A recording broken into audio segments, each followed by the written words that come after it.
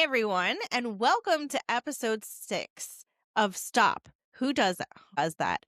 I'm Jackie, And I'm Jenna. and we hope everyone is having a great week. This week, I have been going to a lot of doctor's appointments. I had a dentist appointment today and found out I need 2 root canals, so that's been Mm. great. How about you, Jenna? I know that the appointments never end. Yeah, we've just been really busy with work, being the end of the year and trying to wrap up things. And everyone's kind of getting in that holiday mode where they're like, that's a next year problem. So that's kind of how my week's been going. Everything just kind of push it to next year. Yes, we're getting to that point at the end of the year where everyone just doesn't want to work. No, we're over it. Everyone's over it. We just want that Christmas break to start. Adults look forward to it just as much as the kids do. Right. And in the healthcare space, this is respiratory season where everyone's getting the flu and Yep. colds and COVID and things like that. I'm sure this is a busy time of the year, no matter what industry you're in. But Yes. shout out to my healthcare workers. I'm sure you're working pretty hard this holiday season. Yes. Well, before we get into this episode, we want to give a special thank you to our listeners, Jay Vega, Thomas Pete, and Sam Daughter. Thank you, Jay, Thomas, and Sam, for your continued support. We really appreciate you. And we appreciate, of course, all of our listeners, including our international listeners, too. We hope you enjoy this episode. We really appreciate you. Well, Jackie, let us begin. Today, we have a very mysterious case for you dating back to 2005. This is a very well-known case from the Philadelphia area. It also made national news due to the FBI getting involved in this case. The couple, never being found, vanished into thin air without a trace. This is the strange disappearance of Danielle Imbo and Richard Petrone. On February 19th, 2005, young couple Danielle Imbo and Richard or Rich Petrone left a cheerful, informal get together with friends at a Philadelphia bar and seemingly disappeared into the night, never to be seen again. It is unlikely Danielle and Rich disappeared willingly. Each of them was a dedicated parent to a child from a past relationship, and investigators say that a decision to abandon their child would go against everything in their DNA. This year, as we mark the 20th anniversary of their disappearance, the FBI is urging anyone with information to come forward so we can close this missing persons case. And, just as importantly, bring closure to the victims' families. Who was Danielle Imbo? At the time of her disappearance, Danielle Imbo was a 34-year-old mortgage processor who lived in Mount Laurel, New Jersey. Investigators said Danielle was known for being warm and outgoing, for quickly turning new friends into adopted family, and for devotion to her son. Quote, anybody who spoke about Danielle would stop at some point and say, you know, she would give her life for that kid, recalled Special Agent Philip Blessington, who is co-leading the FBI Philadelphia investigation with intelligence analyst Stephen Meager. She very much wanted to earn enough money to buy a house that had a grassy backyard so her son could play. That was her driving goal, Blessington said. She was even enrolled in a class to help further her career. Who was Rich Petrone? Rich was a family man from blue-collar South Philly who worked at his parents' bakery. Most notably, like Danielle, he also had a child from a prior relationship, a tween daughter who was the center of his life. Rich was not married at the time, but for whatever reason, the daughter's mother wasn't in a position to care for her in the best possible manner. So Rich, by all accounts, was pretty much a solo dad, and he did everything for his daughter. She was the center of his universe. It's also important to note that Petrone and Imbo were South Jersey high school friends. This is how they knew each other. They met through Rich's sister. They had been dating on and off for months leading up to the disappearance. So they had known each other from high school, and they kind of had this on again, off again relationship. Rich was described as being more into Danielle than she was to him. He was kind of like the clingy type, very needy, and he wanted to be with her all the time. And she was more of a person who liked some space. He he could be a little much for her at times. I Mm. think this is what led to the on and off. We've all kind of been in a relationship like that at I was just gonna some say. and I think we can all relate to that Yeah. dynamic, whether you're on Danielle's side or Rich's or back and forth. It happens. I think they really, really did have feelings for each other, but she was going through a divorce and Mhm, she had a lot going on, and he was more stable in his life, and that's why he kind of had a little bit more time for her than she did at the moment. But leading up to the disappearance, it was one of their off periods in their dating history where they had not spoken for several weeks mhm. prior to go out on the night of February 19th. So let's get into the facts of the case. On Saturday, February 19th, 2005, Danielle originally had a study date planned with a friend and a coworker. But investigators say she canceled at the last minute to instead grab dinner with her mom, Rich's mom, and their girlfriends. During their dinner, Danielle made plans to meet Rich later that evening. Rich planned to spend the night at Danielle's and the next day watch the Daytona 500. Danielle also had a hair appointment planned the next day. Two of the women from the dinner party, one of which was her best friend Christine, drove Danielle to a bar to meet Rich around 9 p.m. that evening. Shortly after arriving at the bar, Rich informs Danielle that a friend of his and that friend's significant other were at another bar called Abilene's, located on 429 South Street in Philadelphia. The couples reportedly had a very cheerful, happy night. Between 11:30 and 11:45 on Saturday, February 19th, 2005, they left Abilene's bar on South Street. Danielle and Richard walked to Richard's Dodge Dakota black pickup truck and were never seen again. Yes. So the next day, Sunday, February 20th, Danielle never showed up for that hair appointment that she had scheduled, which was with her best friend, Christine. This immediately alarmed Christine because it was not like Danielle to just not show up for her hair appointment, especially without calling or anything like that. And So, especially it's with your best friend. yeah, So, one of my 100%. very good friends actually does my hair, Yeah. and I'm in constant communication with her, and she knows I would never miss a hair appointment, and if I did, like, I would text her, and I would have to be deathly ill for me to miss a hair appointment, as I'm sure most of our women listeners can agree with. So this alarmed Christine, and she tried calling both Danielle and Richard's phones, but they Mhm. were both off. They could have been turned off. They could have been at battery, or they could have been broken. No one knows, and we never find out what happened to the Right, so phone. I'm assuming she's calling and it's going straight to voicemail, which is Yeah, why she's assuming they're off. yeah. What do you Okay. think, Jackie, happened to the phone? I feel like it was off for reasons that were not their doing. And both at the same time, which is That's very odd. that would make There's my no way heart 2 batteries die at the same time. yeah, that would make Yeah, my heart drop for sure. okay. That's concerning. So around 12 p.m. that day, Sunday, Danielle's brother John showed up to her house to repair a broken curtain. This was already prearranged. 12 p.m. He had a key to her place, so he just let himself in. And nothing appeared out of place, but something didn't sit right with John. Everything in the house looked normal, but he just got an overwhelming bad feeling.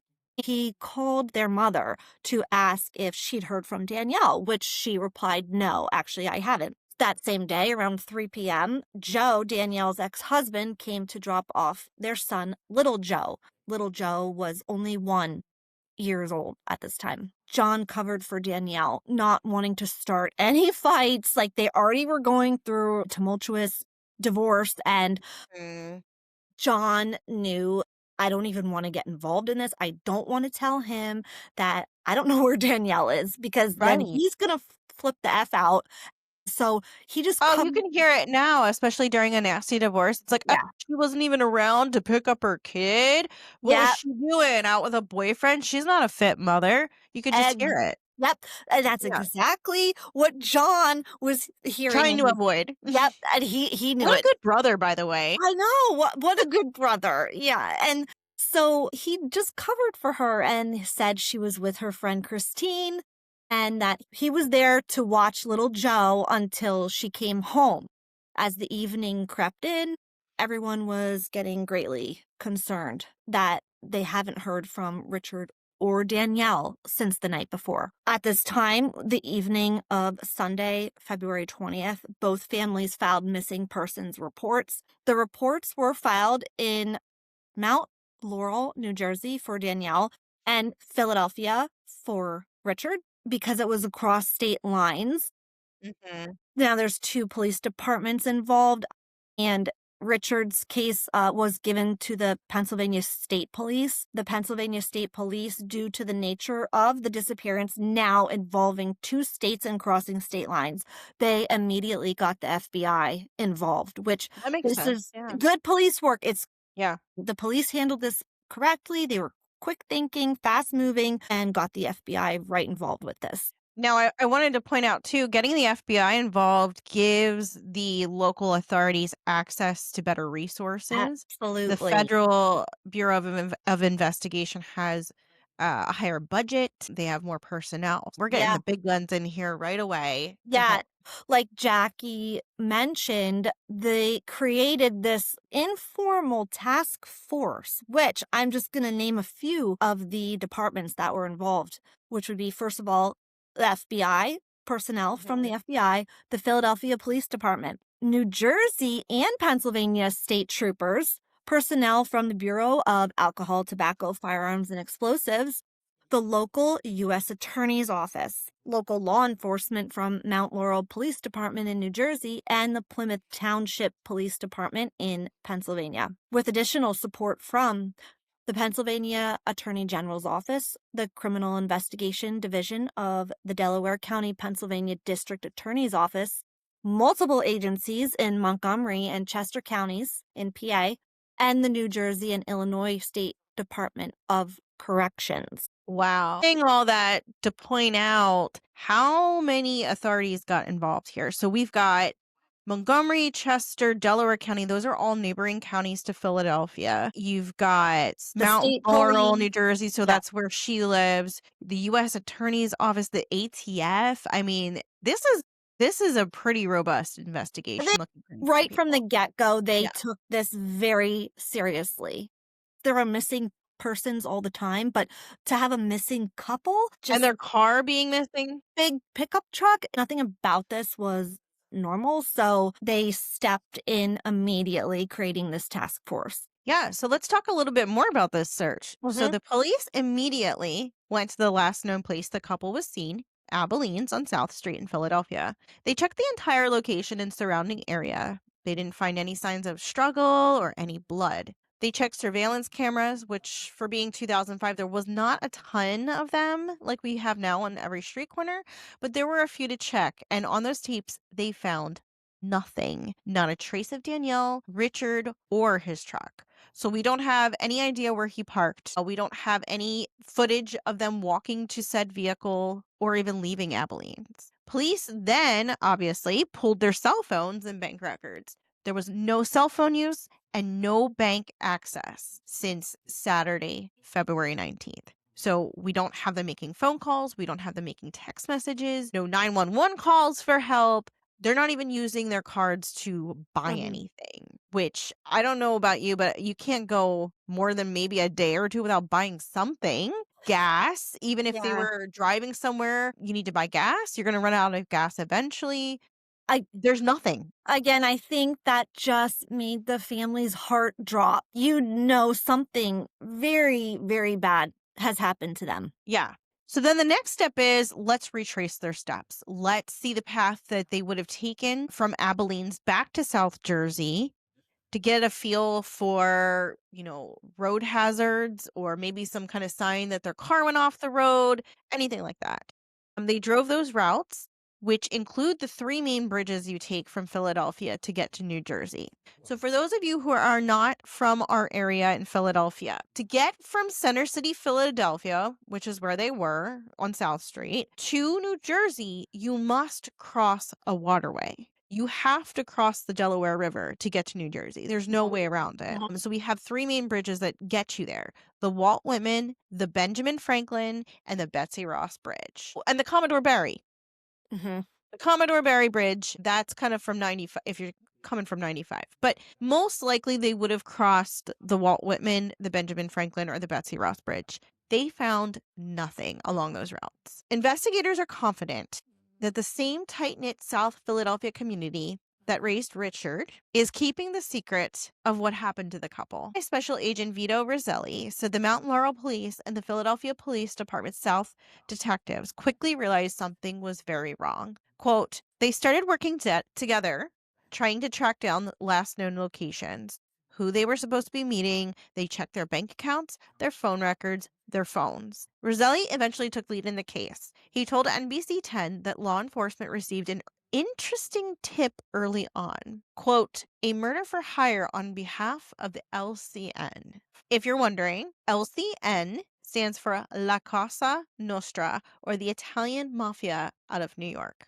I don't know. What do you think about this, Jenna? Yeah, so this has been a very popular theory with this case about the mafia being involved in their disappearance, being that it was so clean and no evidence was ever found. Jackie and I talked about this offline, and we don't think it was a mob hit.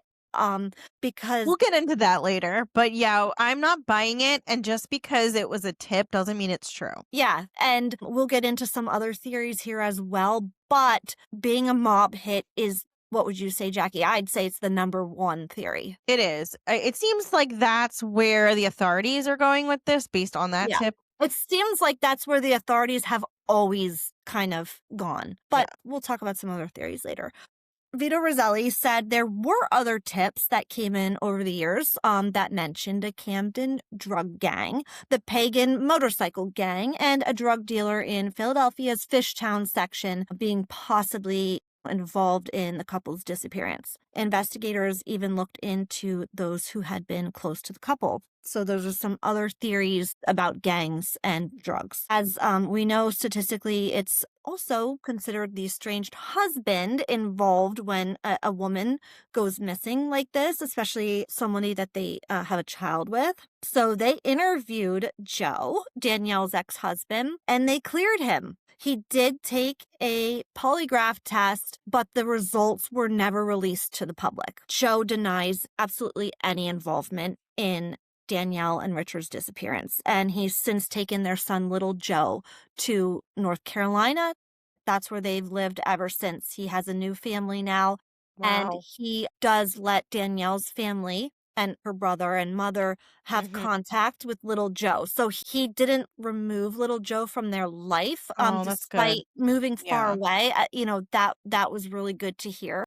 But to this day, Joe involves any involvement with the couple's disappearance. Now let's point out too, little Joe, if he was 1 years old in 2005, he was Mhm. born in 2004. So that puts him at what, 21 years of age today? Yeah. Wow. Yeah, it's just so sad, the kids involved. We always talk about that, but it's he never got to know Danielle, and it's just such a shame. He does have his dad, Yeah. Roselli said a major challenge in the investigation has been lack of physical evidence or surveillance video. While Petrone told his friends at the bar that his vehicle was parked nearby, when Rich and Danielle were leaving the bar to go to his car, he said, because we know parking in the city, like Oh, it's horrible. back in that Yeah. day, there was no Uber, so you had to drive there, which Jackie Mhm. and I would never, like, do now. We would just Uber and, walk around. But back then, you had to find a parking spot, or parking garage, which was going to Mhm. be nowhere nearby where you actually wanted to go. Yeah, there's either parking lots, parking garages, or metered parking. Yeah, but Richard did tell his friends that the vehicle was parked nearby. He actually did mention that on his way out. He was like, "No, don't worry about it. We got a spot nearby." That's even more strange. They weren't even in a faraway parking garage blocks or 15 minutes away. Mhm. They actually got a close spot, which makes the whole thing even stranger because they wouldn't have a long walk to the car. But despite this, police never found the black pickup truck. No evidence of a struggle, no broken glass, no blood droplets on the sidewalk, nothing, absolutely Mhm. nothing. So you have two missing bodies, you have a missing truck, and no crime scene, Roselli said. To this day, Roselli doesn't believe the couple's disappearance was an accident. Police combed the Delaware River and different bodies of water and never found the pickup truck. Jackie and I, we have learned in Mhm. doing research on this case that there are many vehicles in the Delaware River. Yeah, there's actually a lot of YouTube channels of volunteer divers that go around looking for missing vehicles. And I think this is important to point out here that even though they never found the pickup truck, you have to think about how many times has the Delaware River been dredged, for one, and two, just because they dredged it once or twice or three times in the last 20 and never found anything, that doesn't mean something's not to be found in there. It Right. just means they didn't come across it yet. And Jenna, didn't we look up how deep the Delaware River is? Yeah, so parts by Philly are only about 25 feet deep. It tends to Mhm. really get more shallow as you get towards Philly and New Jersey, but more in the middle of the river can get Mhm. up to 100 feet deep. So Yeah, 100 feet is pretty deep. that's pretty far down there to if they did drive a car off, Yeah. Or it's if the current brought the car to a deeper spot before it yeah. finally dropped further. You know what I was thinking, Jackie? Even if they dredge the river, whoever had possession of the vehicle, they could have dumped the vehicle there years after it was first True. dredged. I've seen that in other cases. They wait and hold on to something, then they dump it because they're like, well, it's already been searched. Right, it's been years since they were looking for it, so I'm gonna dump it when they're not paying attention. It could be that could have happened. It's just for me, for the vehicle to be missing, it's one thing for two people to be missing, but also a Mhm. big black pickup truck.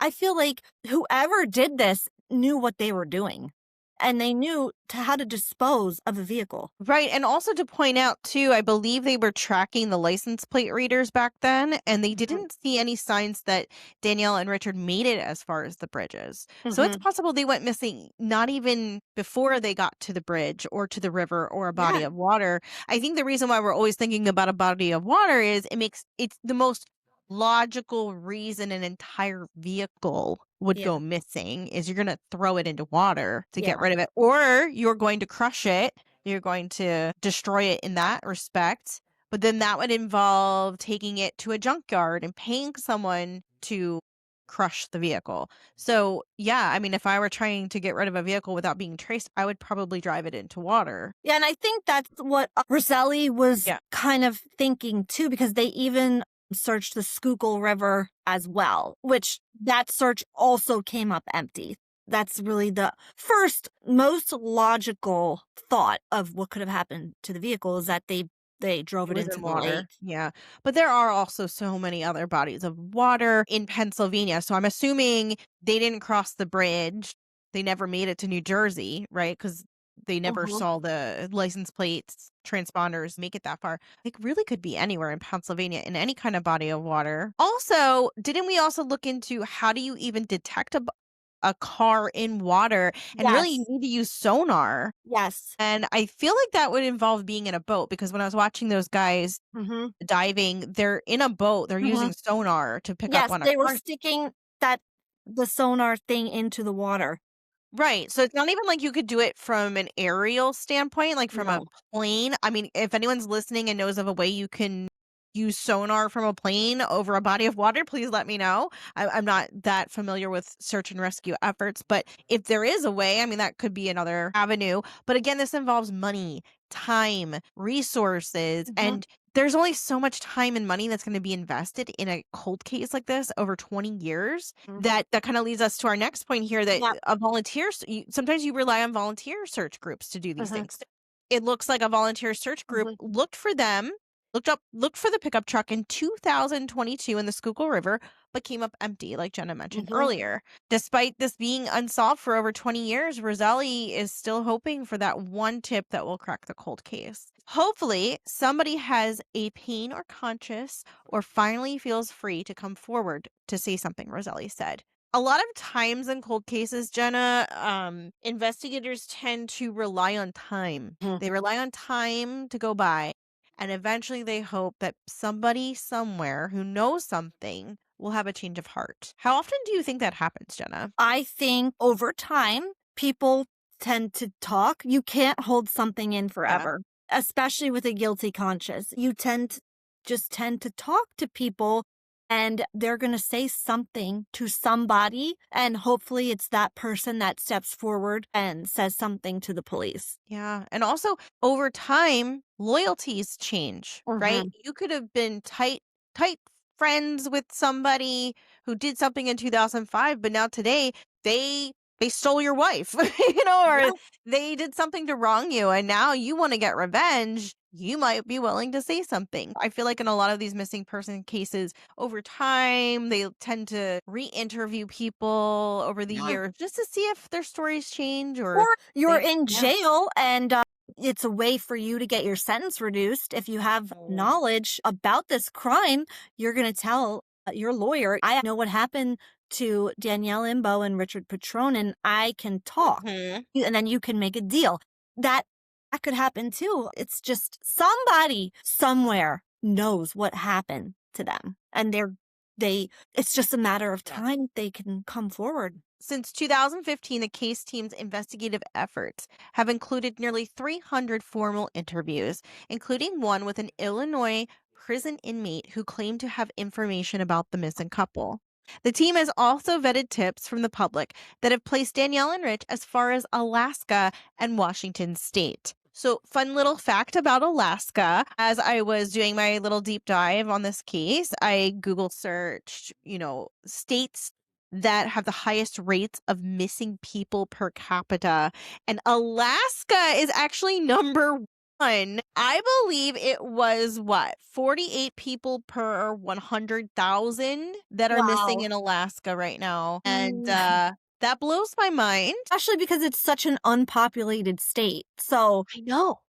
I guess it's lawless up there. I mean, I and want to know what's going on in Alaska. I've got some questions, maybe and we maybe should. we'll do a deep dive one day on Yeah. why there's so many missing people Well, in Alaska. I have family that live up there. My mom's sister lives in Alaska with her husband and their children. Their kids are grown now, but they've lived there for almost 30 years. So, Wow, we yeah, need to ask them I for some might insight on what's going on over there yeah, because I might have to ask her, to tell us a little bit more about the missing people. the life Yeah. in Alaska, like, what are people doing out there? I don't and Washington State, by the way, is like serial killer Yeah. headquarters. Yeah. We You know? definitely know that. Well, anyway, despite a wealth of tips received, Meager said none of them have come to fruition. Blessington said, if there's only one thing I can guarantee, there is no way that Danielle Imbo and Richard Petrone wouldn't find a way to get some kind of message back to their kids. And I wholeheartedly agree. There's just no way Mhm. you would leave them like that. Interesting comment here. The city of Philadelphia is more like a town than a city, Blessington explained. Everybody knows everybody. Everybody kind of looks out for everybody. I mean, I guess I would agree with that. It's a city, but it's on a smaller scale, I guess. Well, I think and that's what we were saying before, why somebody hasn't come forward is they don't want to be known as a rat in the community. It can be tight-knit like that. There could be multiple people who know the truth, but will they ever come forward? I don't know. Sounds to me like, and again, we don't know everything about this investigation that the FBI is doing, and they're gonna hold some things close to their vest. Or Mhm. is it close to the chest? Okay. I think it's close to the Vest. chest. I'm gonna leave this in here because Leave that in. What do you guys think it is? Is it Is it close to close the to the vest or close to the chest? I feel like it's another Mandela effect, right? Yeah. Like, which I is it? I think But they it's are gonna keep some of that information close because when they find the right person, there's gonna be only certain information that that person's gonna know, and they don't want that to be yeah, public information. yeah, Now, the fact that they're kind of like doubling down on this, somebody in the community knows something and they are worried about being a traitor to their community, like you were saying, like being a rat. I have a strong feeling the FBI must have some intel to go off of. Even though you and I aren't completely buying it, but maybe they do have something and it's just a matter of time before someone says something. And yeah, they do say that a lot. Someone knows something because there's no way two grown adults and their car goes missing. If that was a one person job, that is like mind blowing. But I feel like you're going to need at least more than one person to make those three things disappear. yeah, and usually the most logical thing is what it is. I, like, sometimes Like think Occam's razor, the most obvious answer is the yeah, answer. Yeah. yeah, and, like, sometimes I think, "Well, did they just get in an accident and, like, drive off the fricking bridge?" But they didn't because if they did, there'd be a chunk of the bridge freaking missing. True. Like, they would've drove off and the whole barrier would have been blown through, or there would be marks on the road. So, I used to think, like, maybe that's what happened, but there's just nothing to support that. I know. Yeah. Sometimes you wonder, were other people involved here? Investigators encourage anyone with information about the whereabouts of Danielle, Richard, and or his truck, a black 2001 Dodge Dakota with Pennsylvania license plates. The license plate number is I as in Yak, F as in Frank, H as in Harry, 2319. You are encouraged to call the FBI Philadelphia Field Office directly at 215-418-4000. The FBI is still offering a reward up to $15,000 for information leading to the arrest and conviction of anyone involved in the disappearance of Danielle Imbo and Richard Petrone. Now that we wrap up our case deep dive, Mhm. it's time for us to talk about our theories here. And I think we have a lot of interesting information to consider. One of which is on YouTube, there is a channel, and I just want to give this guy a shout out because I think what he does is amazing. And Jenna and I, we both Mhm. watched the videos. His name is Adam Brown Adventures. That's his YouTube channel. He's a volunteer diver. It seems like to me he goes in different cities and towns and Yeah. he does some research on some cars that have been like people and their cars missing in those areas, and they go diving to see if they can recover any of these vehicles. And he did an episode in 2023 in Philadelphia, and it was titled 10 People Missing, 9 Cars Missing in Philadelphia. Oh. And this came about because Jenna and I were talking last night offline, and we're like, wait a minute. I wonder how many people in Philadelphia are missing along with their vehicles. Mhm. And this video kind of answered that question for us. At the beginning of the video, he does mention some names here. The first of which, Bernadine Gunner. She had been missing for 20 years. I found out a year after he did his video, she was found in a body of water. And her family was able to get closure. But it was not the Delaware River. It was Cooper River in New Mhm. Jersey. So at least one of the people he mentioned has been found Yeah. since the filming of their video. But some of these names I looked up, some people I was able to find information on, some people I wasn't. But I wanted to draw attention to Alex Buonasisi, and that's Buonassi. He was a white male in his late 20s who went missing in May 2006. Mhm. He was driving a 2000 Chevy Impala. And then we have Tony Sharpless. She went missing August 23rd, 2009 in a 2002 Pontiac Grand Prix. Now, I point them out because this kind of is around the same time frame Yes, a that Danielle missing and Richard went missing. missing person, missing vehicle, same area, same time frame. And we did notice that Tony looks an awful lot like Danielle. Danielle. I mean, It's Not crazy. like it's just a Let little me strange. let me see if I Yeah. can pull up. So this is Tony Sharpless. Mhm. She's got the short black hair, similar facial features Mhm. to Danielle. Smile. Mhm. Yeah. So Danielle went missing in what, 2005, and Yeah. then this was 4 years later, Tony goes missing. And they were around the same age. Mhm.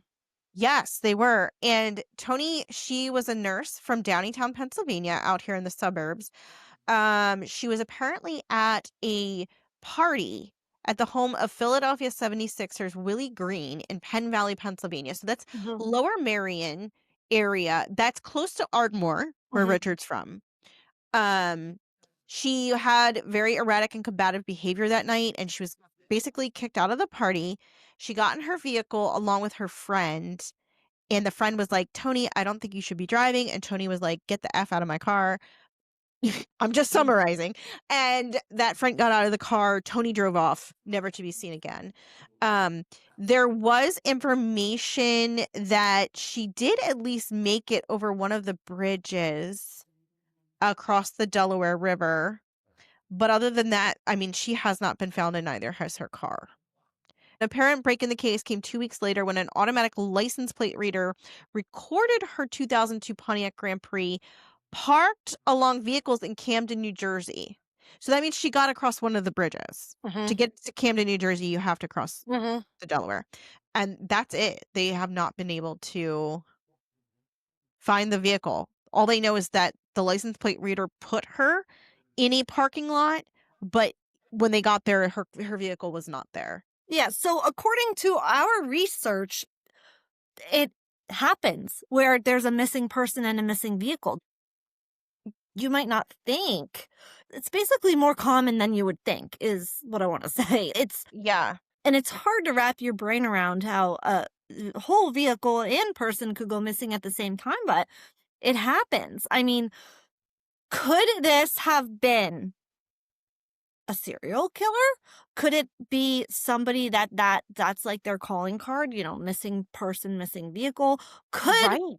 it have been an accident? But some of these men who have gone missing are Yeah. similar and Italian looking Yes. like Richard. So there are Yeah, no look at Alex. coincidences.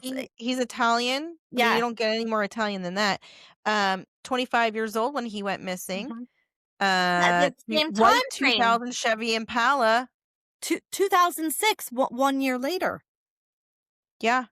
The other people I wanted to mention that also are missing that I wasn't able to find information on, and I'm not sure if the spelling's here, but there's John Thistlewood. All I could find was that he's been missing since September 11th, 1992. He had a very old truck that he was driving. We have Mhm. Joseph Cerici, not sure how you spell that. William Moeller, Lo Lacarnina.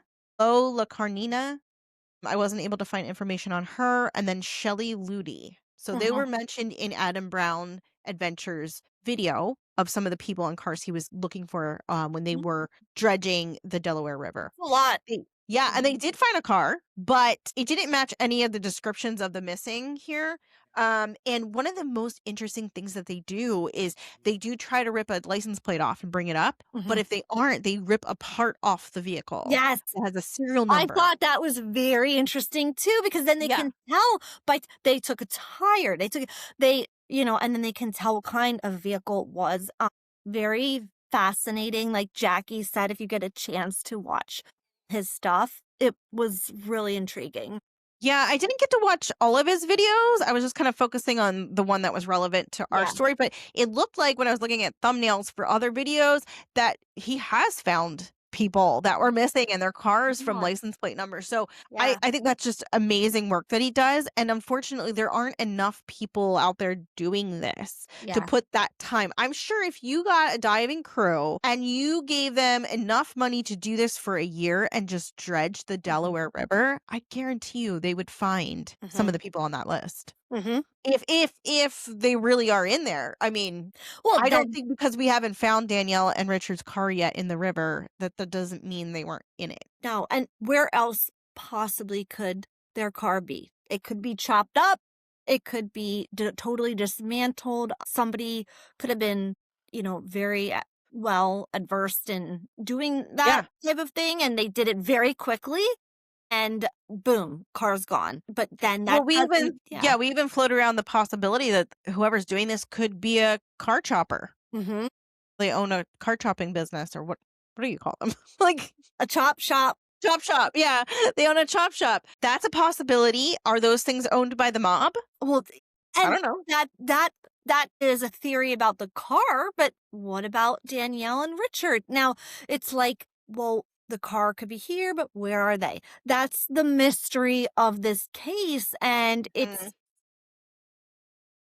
I know that the FBI knows things that they're not releasing, and it's only a matter of time. say something, hopefully. Yeah, I mean, like, the Yeah. yogurt shop murders, Oh, that I was just know. solved this year, and that was from 1991. So like we said, some of these cold cases just take a lot of time, Yeah. and hopefully for the family, this will get solved in their lifetime, Right. so that they can put Danielle to rest in their Rest. minds, Yeah. and, I just can't imagine the pain that the families are going through not knowing, and her son. Oh, I know. It's just, 20 years now, that they just don't know what happened, and they have to live their life like that. Just our thoughts Yeah. and prayers go to the families of Danielle and Richard, and hopefully someone will speak soon. I agree. And unfortunately, I think we have to also accept the fact that there's going to be some cases,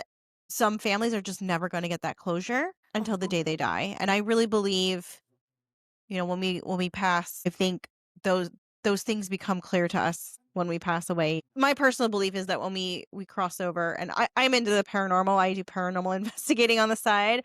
That's a whole nother conversation. But I do believe we go somewhere.